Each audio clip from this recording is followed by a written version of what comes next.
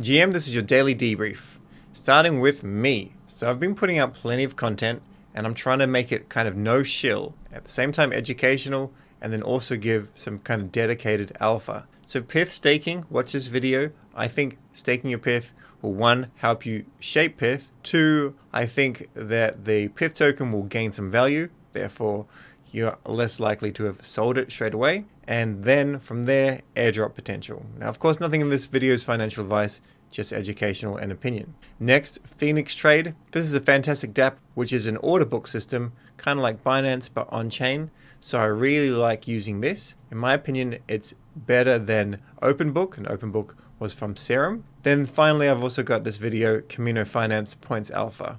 So all the information regarding points. I'll have an update on Camino Finance and rather DeFi farming in the coming days, maybe Wednesday or Thursday. Essentially, I'm putting a lot less money and I'm probably going to take out money out of DeFi farms. I'm still interested in the other products, but the actual DeFi liquidity pools via Orca and Radium, I'm far less bullish on because they're just not profitable for the most part. So make sure you're subscribed and watching these. They normally always have timestamps. So the PYTH thesis. So Gumshoe has gone through something, Celestia, Chainlink, and now PYTH. Why I'm increasingly confident that PYTH will have its moment. And here is a detailed thread, essentially airdrop narrative. It is clear by incentivizing users through airdrops, this attracts billions of dollars. There's no better narrative for oracles than the airdrop narrative. Otherwise, they are not interesting enough for retail. And this is completely valid. I mean, Chainlink, I don't really hold any more, but Chainlink came around in 2017, and there are some crazy Chainlink bulls out there. I know Chico Crypto, which I don't watch his stuff anymore, haven't done for a few years, but he's always been like, Chainlink to $100, Chainlink to $1,000. With Chainlink, they're definitely pioneers. They've done a lot of things, but the tokenomics was never very good. There's a lot of sell pressure from the team. That's maybe changing, but as far as I'm aware, it's not like that. I don't actually know how great the tokenomics from PYTH are, but I know that it's new, it's undervalued, relatively speaking, and it's been done as an airdrop. So a lot of my PYTH was sold just for living expenses, but what I do have remaining, and I'm also trying to buy a little bit more, I'm essentially just staking it. With Chainlink, they've confirmed they'll be providing incentives for stakers, and PYTH will do the same thing, in his opinion.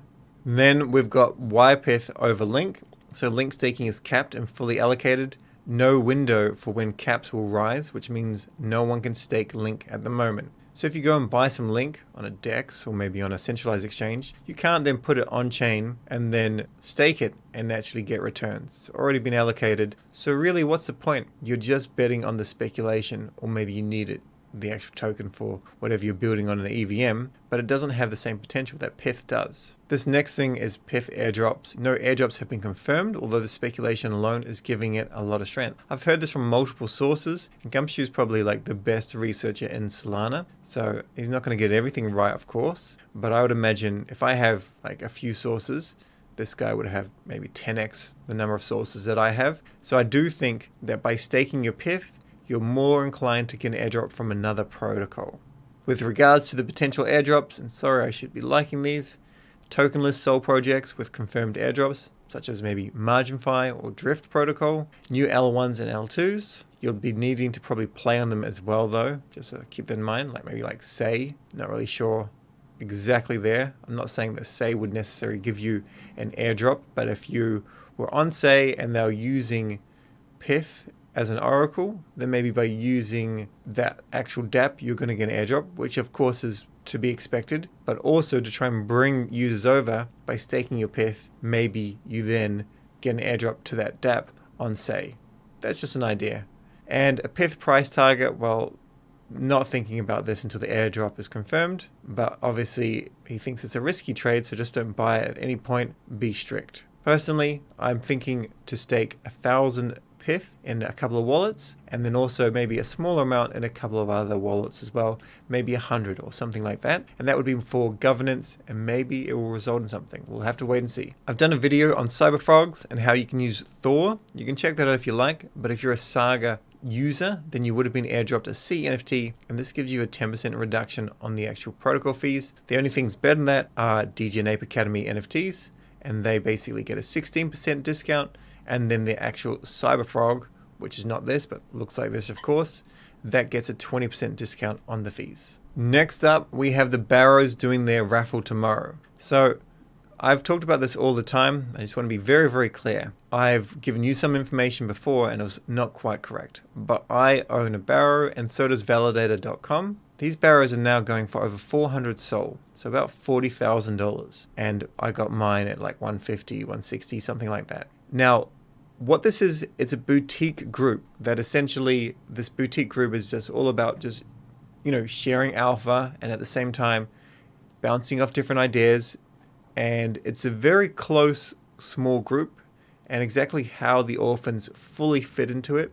The goal is never to be like a second-class citizen, but there'll be maybe some degree of separation. However, Topo hasn't given me all the details on that, but one community, one goal. They have these things called parlays, where it's like a video recording of a screen recording and voice with, key opinion leaders in the space, advanced traders, people from really cool dApps, things like that, going over a thesis and what they're building. And these have been very, very valuable. Personally, I've got more value, like financial value out of this through really decent pre-sales than I have any other group of late. However, I keep on messing up the pre-sales, to be perfectly honest, just by not putting in enough attention. So how this works is everyone that owns a Barrow, and thus far there's under 40 that have actually been created, they will be airdropped 4 whitelist tokens. So they still actually have to go and pay the 3.69 Sol minting cost. So the mint will be open on February the 1st, and it'll be open for 1 week. So this raffle, this will go off tomorrow, and maybe it doesn't say in this post, but I imagine it's hasn't changed. I'll quickly see if we can find another post on it. One thing is some collections are getting an airdrop, very, very few, just so you're aware. So the Resist Genesis collection will be dropped to a whitelist token. So if you've got one of these, make sure you're very, very on the ball and you know when that token comes in, you have to mint it within a week and you have to pay that Sol price, or you can just sell that whitelist token. So the snapshot for this, it says tomorrow, 3 p.m. Eastern Standard Time. My assumption is this is going to be Monday, Eastern Standard Time. So let's have a look and see if we can see more information here. We can. So the raffle fee is 0.34 Sol. So at the moment, that's probably around $3. And you can do 10 entries per wallet.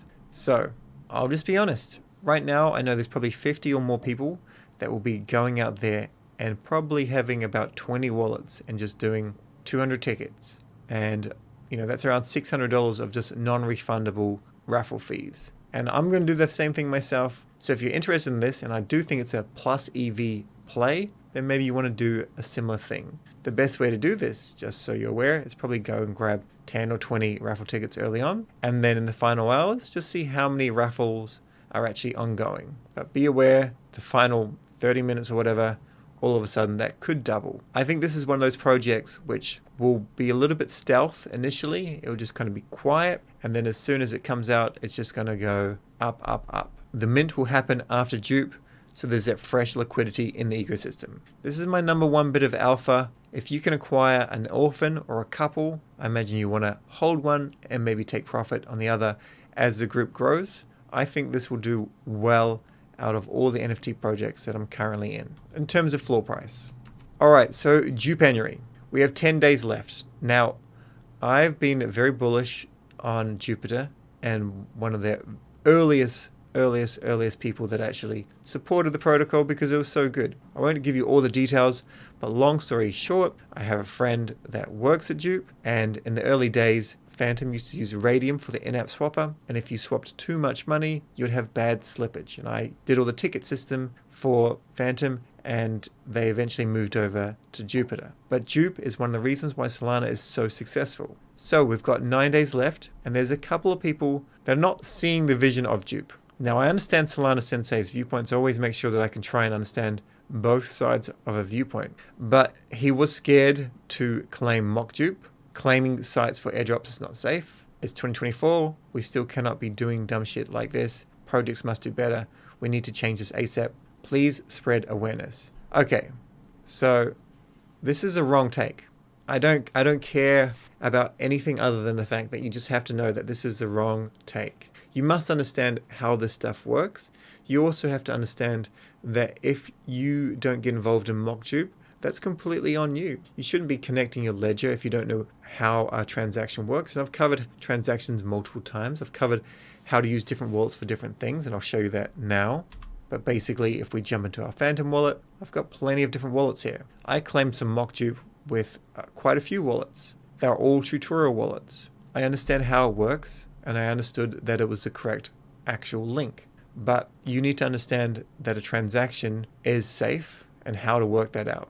And I've covered that before, but very, very simply, let's just see if I can find the transaction. Here we are. I got in when it was mock USDC. And what you would do is you'd use a burner wallet and then you'd check the transaction. This burner wallet had less than $2 worth of SOL, and then I sold a little bit of mock dupe. If we have a look at this transaction, what we want to do is we want to do Control F or Apple F, and now just type in delegate or just dele, D-E-L-E. If a transaction comes up that says delegate, then there's far more risk because we could be delegating a portion of our wallet's funds to another signer, another address. Because nothing came up like this, Solana's quite a bit different to Ethereum, but as far as I'm aware, there's no risk. Also, Phantom does a very, very good job of simulating the transaction. If you can't see a simulation there, like when you go to claim it, if it doesn't say something like spend 0.002 SOL, which is the rent account, and get 100,000 mock USD or 200 mock dupe or whatever it said. If it doesn't say that, then of course, back away and just make sure you're using that one wallet. If you go and connect this wallet to a website in the normal way, these other wallets will not be affected. So if there's something that happens that's dangerous with this one, these other ones will be fine. Now, when the actual dupe airdrop goes out, it's going to cost maybe $75,000 or more in order to airdrop dupe to lots and lots of people, which means, it's a silly thing to do. So an airdrop site should have a claim button and you should know what to look out for. The other thing is Phantom will highly likely link to the correct website, which is just dupe.ag, so it'll be very easy. Scammers will be out there on the 31st, but just be vigilant. But this take care, as opposed to don't do it like this, let's all be safe, let's never interact on the blockchain. Just learn what you're looking for. I know it needs to get easier, I completely agree with that, but you didn't have to participate in this as well. So that's just something to keep in mind. There's no other way to do this. Another take that I'm coming to the rescue for, it's upsetting to see someone get crazy engagement, lots of impressions with such a bad take. You delay too much and make too much unnecessary drama, including a test token on mainnet and wanting to launch a meme coin before the official dupe launch is madness. You had 3 years to prepare for all this and still failed to do so. Just launch already. The fact that Ming even replied is just like, well, you're very nice, but don't. It's not worth it. Long story short, they didn't have 3 years to build this. They were building stuff and shipping stuff for 3 years. And not even 3 years, I don't think. Next up, the whole thing of how these meme coin launches or even just launches go, it really taxes the Solana blockchain. So by learning exactly what needs to be done with all of this stuff, that's how it should be done. They've put out a date, 31st. Until then, it's just testing stuff. It's stress testing. If you don't want to participate, go find another blockchain. It's as simple as that. This is so net positive that by all means you can FUD dupe. I don't love everything about dupe. I love that they're building lots of things, but some things are not as good, like the perps is not as good as drift, as an example. So I'm not like some silly biased fanboy. But when you see stuff like this, I'm sure most people just basically commenting and saying you're just middle curving it, mate. Not even middle curving it. You're just not being smart here. But I just want to try and educate people a little bit better, especially when someone's got like this as their bio, like moderator, community manager, promoter, up for collaboration. I don't want to attack the person personally. That's not my intention. But just be better. By the way, this was the original website, launch-test.dupe.ag. The website's now down, and as we've already discussed, you didn't have to go and actually jump in there. You could, of course, just wait. Famous Foxes has a few games out. Personally, I don't really like these sort of things where you go and wager SOL on various games. Just stake it, DeFi farm, whatever. This does not have a normally high success rate. Aave, their proposal for a temperature check on deploying to Solana has passed. So then there's still quite a few more steps before this goes along. Hopefully everything goes along smoothly and then Aave is actually deployed by the end of the year. If it's before that, that would be amazing, but I'm more thinking by the end of the year. AssetDash in the app can track your airdrops, so go and add all of your different addresses and just keep an eye on them. Because I personally did not claim my Dymension. I knew I had to, however, I was following them and checking in and I didn't realize, and I'm not bullish on them when people do things like this, but they basically said 9 days to go. I liked it, I covered it, I got busy, I've got a newborn baby, everything's kind of busy, hence why my eyes look a bit tired. And then they didn't tweet again. It's just like, what are you doing? Just silly protocol. However, having said that, maybe I'll do a little bit of research and maybe I'll buy what I was going to be airdropped just so I don't have FOMO. Later today, it looks as though something's happening with Magic Eden. We've got this great ape animation here carrying diamonds. So we'll see what the news is regarding diamonds and Magic Eden. They have to do something to claw back market share from Tensor. And I've been adamant on this. By all means, use both. But I'm more bullish on Magic Eden. Thanks for watching. We'll catch you tomorrow.